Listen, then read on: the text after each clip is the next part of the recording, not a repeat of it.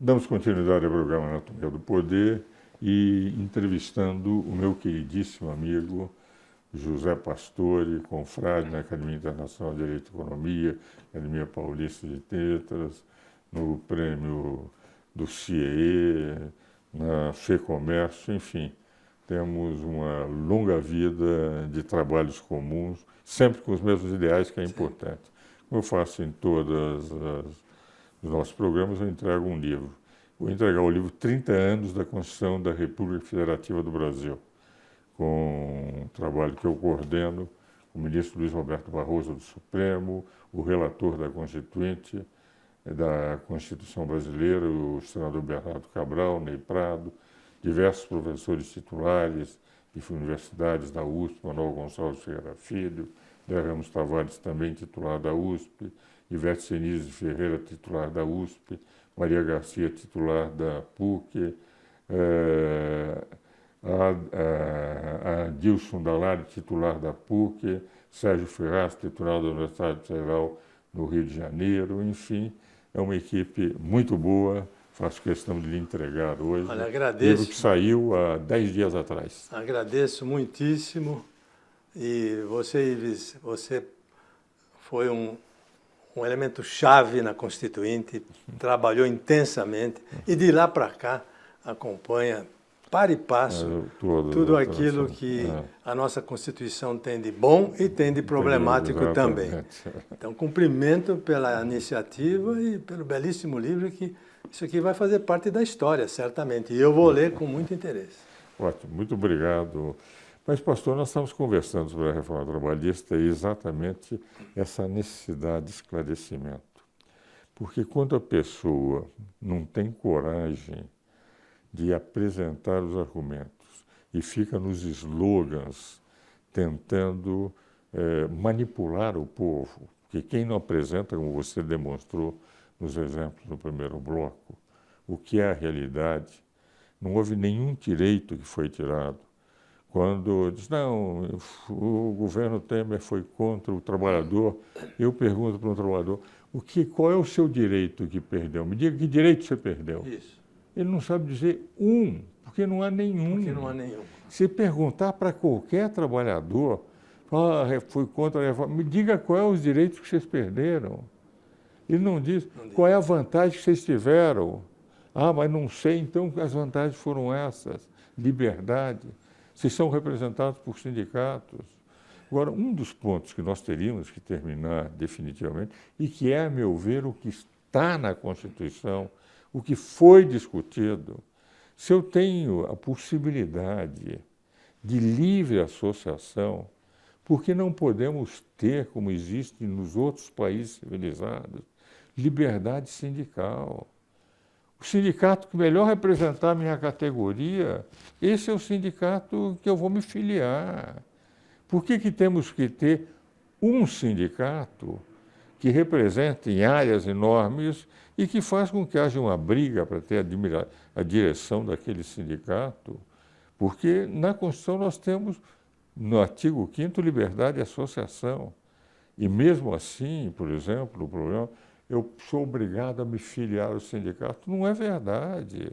Se eu tenho liberdade de associação, eu não posso ser considerado como filiado ao sindicato, entende? Como vivem dizendo por aí que a reforma trabalhista, de certa forma, abriu um campo para que se discuta esse problema com tranquilidade no judiciário, dizendo que eu tenho a liberdade de associação, porque senão eu vou manter estruturas sindicais, mesmo que não esteja de acordo com aquela representatividade. Não.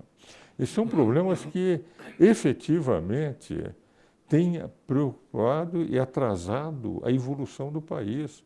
Nós não nos inserimos naquilo que os países civilizados, que estão progredindo no mundo, que estão avançados em tecnologia, porque ficamos com conceitos do século XIX. Não? Eu acho que você está avançando, Ives, um problema e uma questão que deve ocupar a agenda do próximo Congresso Nacional. Porque aqui no Brasil sempre se constatou, não é uma opinião, constatou que a grande maioria dos sindicatos tem baixa representatividade. representatividade é legitimidade, não é? Diferente de representação. Claro, claro.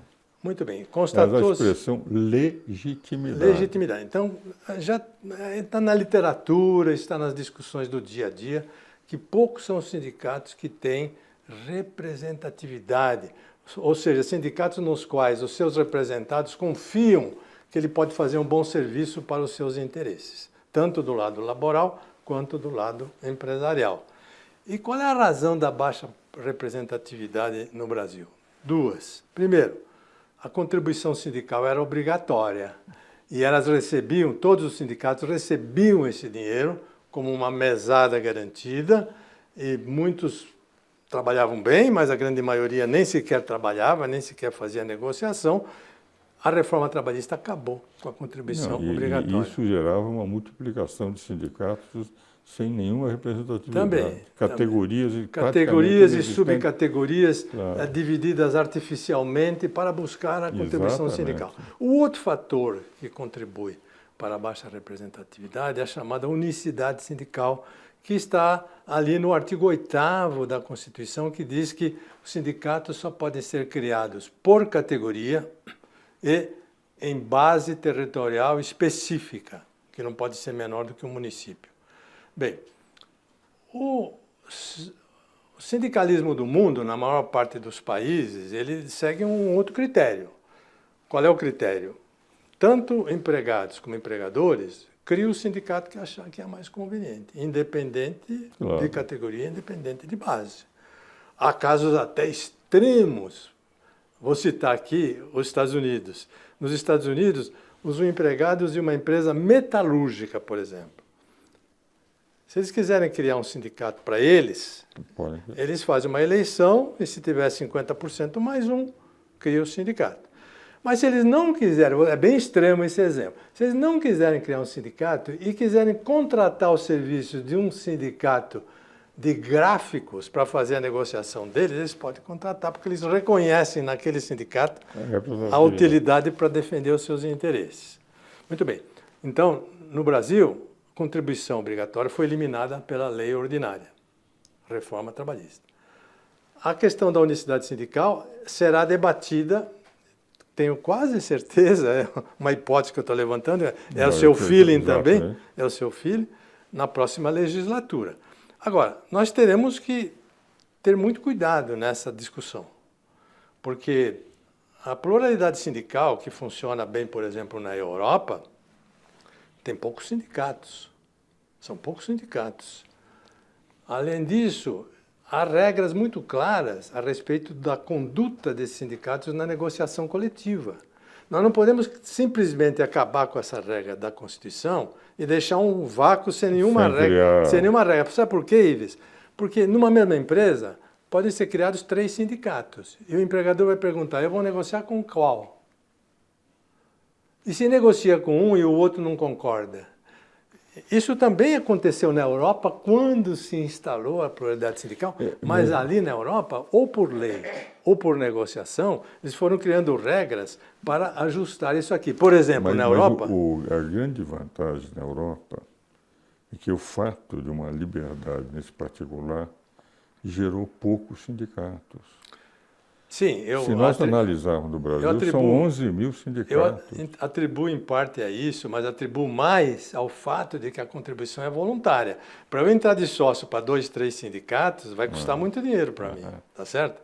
Agora, voltando ao exemplo da Europa, por que a Europa tem negociações organizadas? Porque eles instalaram regras de negociação. Por exemplo, se tem 3 sindicatos numa empresa, em muitos casos, em muitos países, eles têm que formar uma comissão, que é a comissão de negociação que vai negociar com a empresa. Já ordena tudo isso. Então, aqui é uma questão necessária e complexa. Muito boa essa colocação, né? Eu estou absolutamente convencido que a solução é você ter a possibilidade de regras que possam dar.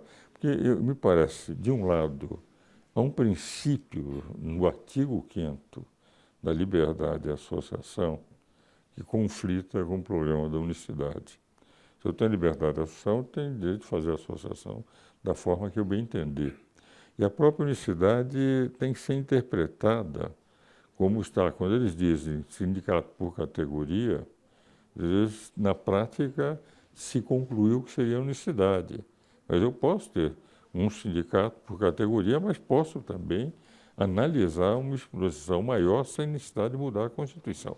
Mas eu quero chegar a esse ponto. O que você coloca, que me parece importante, são regras mais claras para permitir essa convivência. Porque com essas regras mais claras, permitindo a convivência, evidentemente nós podemos chegar numa liberdade com legitimidade, como você diz, a representação.